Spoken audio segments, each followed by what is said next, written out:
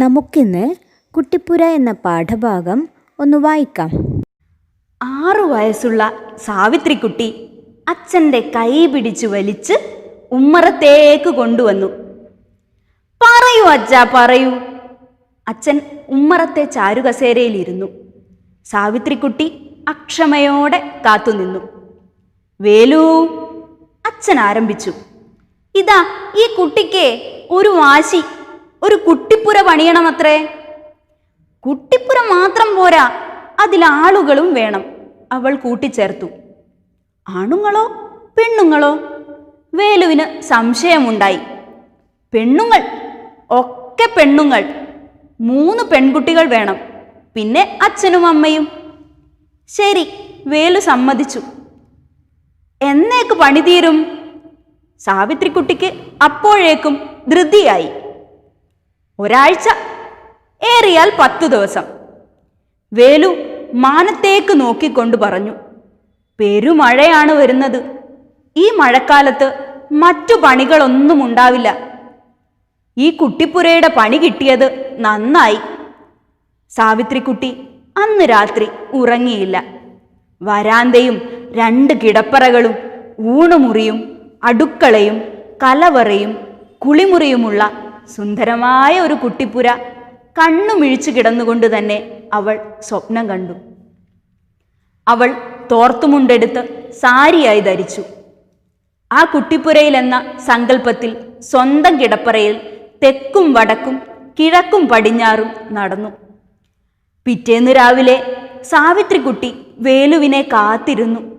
അയാൾ വന്നില്ല. അതിൻ്റെ പിറ്റേന്നും വന്നില്ല.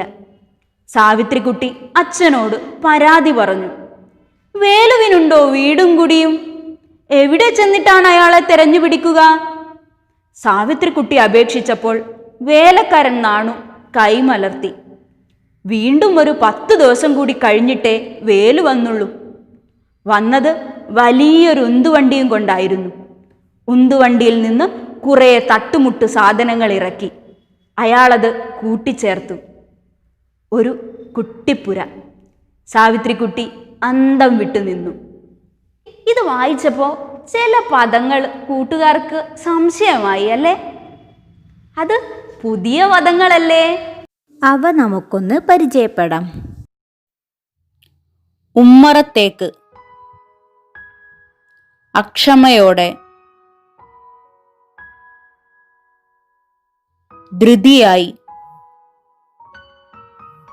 ഏറിയാൽ, പെരുമഴ, വരാന്ത, കിടപ്പറ, കലവറ, സങ്കൽപ്പത്തിൽ, പരാതി, അപേക്ഷിച്ചപ്പോൾ, കൈമലർത്തി. ഓരോ പുതിയ പദത്തിൻ്റെയും അർത്ഥം കൂടെ നോക്കിയാലോ? ഉമ്മറത്തേക്ക്, വരാന്തയിലേക്ക്. അക്ഷമയോടെ, ക്ഷമയില്ലാതെ. ധൃതിയായി, തിടുക്കമായി. ഏറിയാൽ, കൂടിയാൽ. പെരുമഴ, ശക്തമായ മഴ.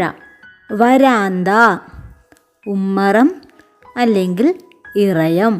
കിടപ്പറ, കിടക്കുന്ന മുറി, അതായത് ബെഡ്റൂം. കലവറ, സാധനങ്ങൾ സൂക്ഷിക്കുന്ന സ്ഥലം, സ്റ്റോർ റൂം. സങ്കൽപ്പത്തിൽ, വിചാരത്തിൽ.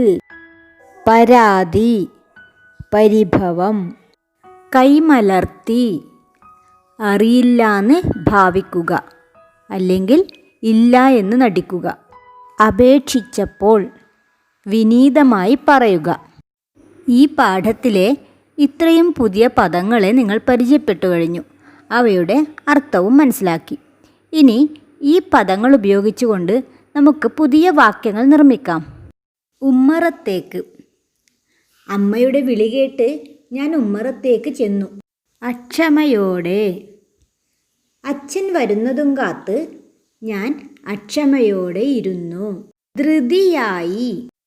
പിറന്നാൾ സമ്മാനം കാണാൻ എനിക്ക് ധൃതിയായി. ഏറിയാൽ ഏറിയാൽ ഒരാഴ്ച, അതിനുള്ളിൽ മഴ പെയ്യും. പെരുമഴ പെരുമഴയത്ത് പുഴകൾ നിറഞ്ഞൊഴുകും. കലവറ കലവറയിൽ ഒരു എലി പതുങ്ങിയിരിപ്പുണ്ട്. സങ്കൽപ്പത്തിൽ അടുത്ത് അമ്മയാണെന്ന സങ്കൽപ്പത്തിൽ ഞാൻ അമ്മൂമ്മയെ കെട്ടിപ്പിടിച്ചു. കൈമലർത്തി പെൻസിൽ എവിടെന്ന് ചോദിച്ചപ്പോൾ ഞാൻ കൈമലർത്തി. അപേക്ഷിച്ചപ്പോൾ അവൻ കരഞ്ഞപേക്ഷിച്ചപ്പോൾ പോലീസുകാർ അവനെ വിട്ടയച്ചു. ഇതുപോലുള്ള വാക്യങ്ങൾ നിർമ്മിച്ച് നോട്ട്ബുക്കിലേക്ക് എഴുതൂ. ഈ വീഡിയോ നിങ്ങൾക്ക് ഉപകാരപ്പെട്ടെങ്കിൽ സബ്സ്ക്രൈബ് ചെയ്യാനും ഷെയർ ചെയ്യാനും ലൈക്ക് ചെയ്യാനും മറക്കരുത്. കമൻറ്റ് ബോക്സിൽ നിങ്ങളുടെ വിലയേറിയ കമൻറ്റുകൾ രേഖപ്പെടുത്തൂ.